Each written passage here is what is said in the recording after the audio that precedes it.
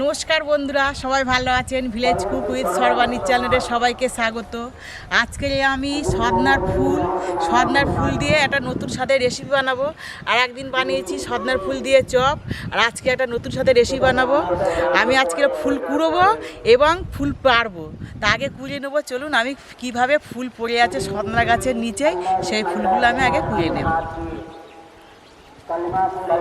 বন্ধুরা, এটা হচ্ছে বসন্তকাল। বসন্তকালে অনেকই বাচ্চাদের বাড়ি যাদের বাচ্চারা আছে এবং সায়না মানুষেরও হয় হাম পক্স বসন্ত হয়। তাই এই বসন্তকালে সদনার ফুল খাওয়া খুব উপকারী।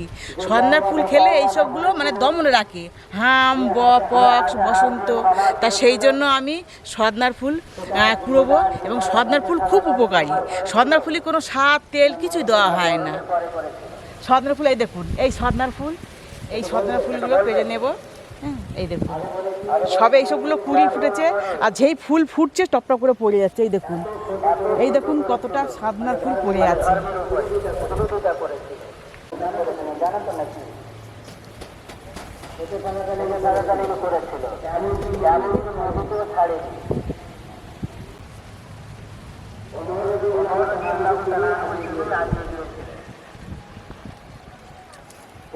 এবার সদনার ফুলগুলো একে একে কুড়িয়ে নেব।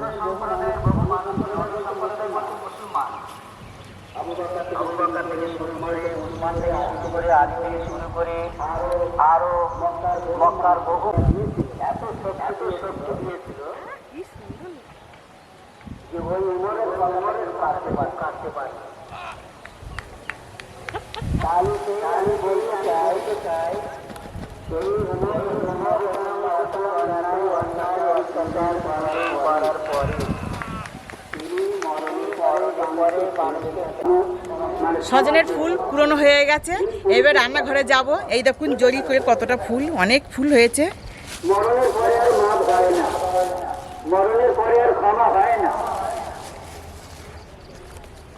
এবার রান্নাঘরে চলে যাব।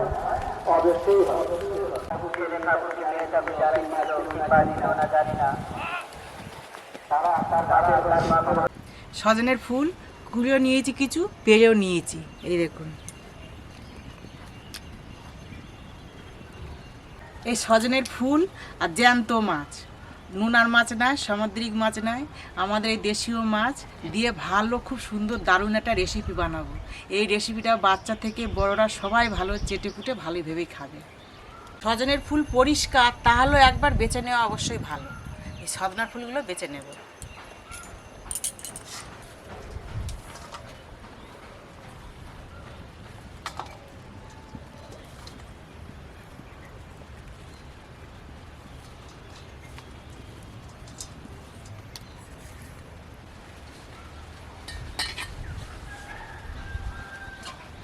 এই সজনের ফুলগুলো ভালো করে কল থেকে ধুয়ে নিয়ে আসবো।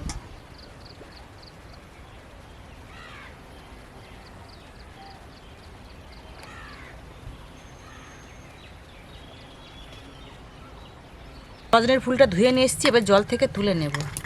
এই দেখুন এত সূক্ষ্ম ফুল, জলে দিলে দেখো কেমন হয়ে গেছে।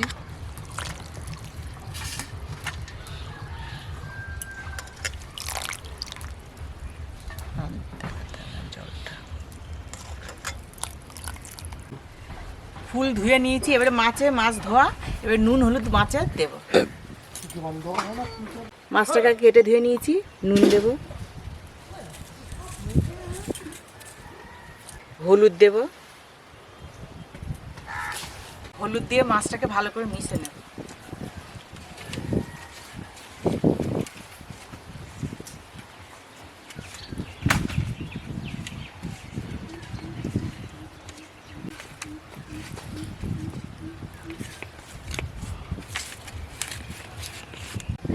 এবার তেল দেব। এবারে একে একে মাছগুলোকে ভেজে নেব।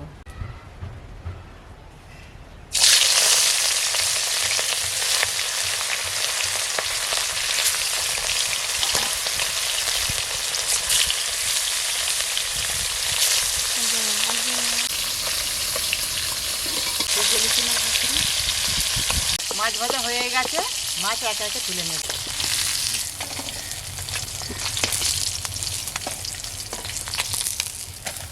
মাছ ভাজা হয়ে গেছে, এবারে 5 ফোড়ন দেব, পেঁয়াজ দেব,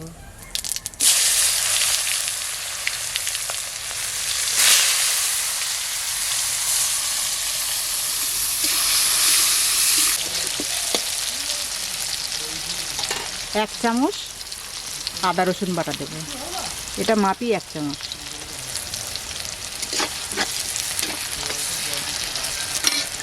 টমেটো কুচি দেব, মাঝারি সাইজে 2টো টমেটো।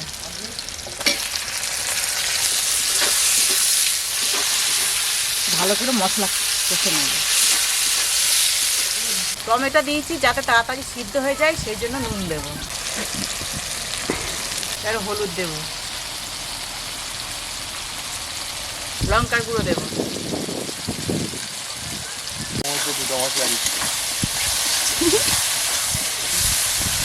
ভালো করে মশলাটা কষে নেব। এই সিদ্ধ করা আলু দেব,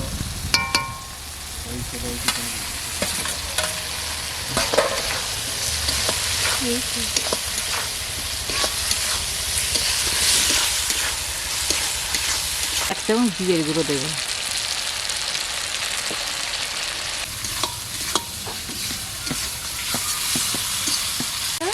এবার আমি সজনের ফুলগুলো দেব।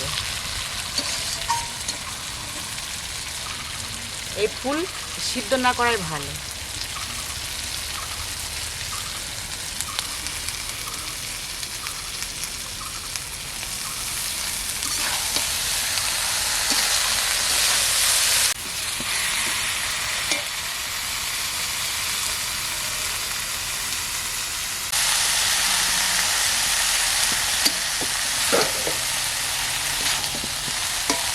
সজনের ফুল একটু তিতকুটি ভাব হয়। আমি রান্না করছি, আমি মিষ্টি দেব না। আপনারা যদি এইভাবে রান্না করে খান তাহলে একটু সামান্য অল্প করে মিষ্টি দিয়ে খাবেন, মানে তিতকুটি ভাবটা কেটে যাবে। এবারে জল দেব, এবার অল্প করে জল দেব।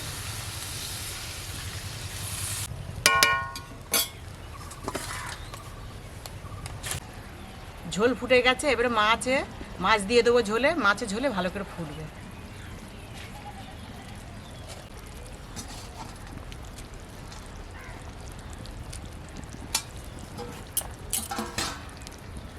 এই 4টে কাঁচা লঙ্কা, সর্ষে পোস্ত আর 4টে বাদাম, কাজু বাদাম বেটে দেব।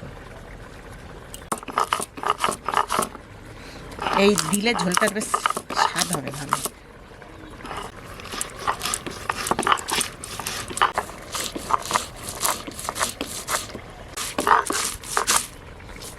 সর্ষে পোস্ত বাটাটা উপরে দিয়ে দেবো।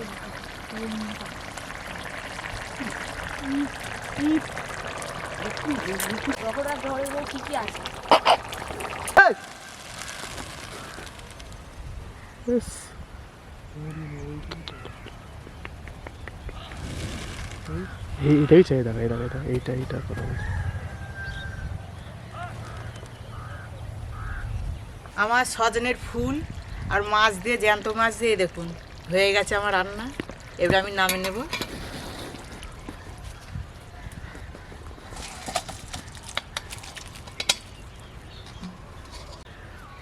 বন্ধুরা, আমার সজনের ফুল আর জ্যান্ত মাছ দিয়ে ঝোলেই দেখুন কত সুন্দর হয়েছে।